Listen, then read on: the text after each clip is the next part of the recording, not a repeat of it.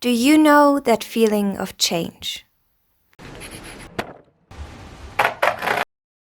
Imagine this. You wake up. It's very early in the morning. School, work, or other responsibilities are waiting for you.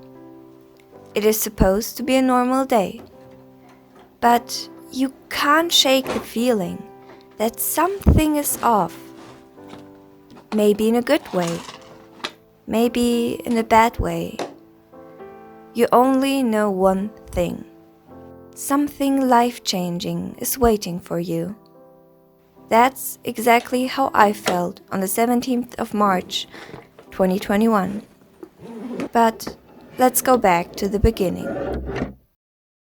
Around 13 years ago, my family adopted a little kitten. Her name was Mura. She was very sweet, although she had a very aggressive personality at times. We still loved her and she loved us. As winter 2021 started, she began to lose weight. It was not sudden, but over time we definitely saw a difference.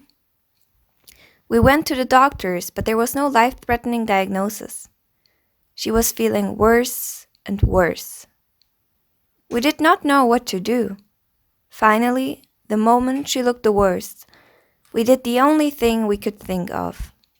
Bring her to the emergency room and hope for the best. But life is not a Disney movie. That day, she died in my arms. And here is how I got over her passing. Step 1. Refusal. When I'm home, I'm going to take a nap next to my cat. Was what I thought when I tried to escape the boring monologue my teacher held in front of the class. Till I realized. But at the same time, I didn't. Moments like these weren't spare. I was completely certain. I am going to see her again, soon. Step 2. Frustration. Something important I didn't mention yet is that I was graduating just as my cat passed. I had important exams and tests coming up a few days after the event. I was so focused on school, on graduating, I studied in the waiting room while holding my cat in my arms. In conclusion, I spent the last moments I had with my best friend, with a damn vocabulary sheet in my hands, desperately trying to study for the upcoming exam, holding back tears.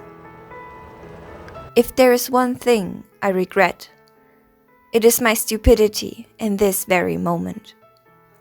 I deeply hated myself for being such a fool. And I will probably always hate myself a little for that. Step 3. Learning. While learning for the most important exams I ever took in my life, I simultaneously learned how to accept my loss. My mind wandering off when looking at the same page in my biology book for the 100th time didn't help with that. Death was as present as ever to me. What if I die soon? What if I get diagnosed with cancer like Mura? Why the hell am I even studying? Just to waste the little amount of time I have left on this earth?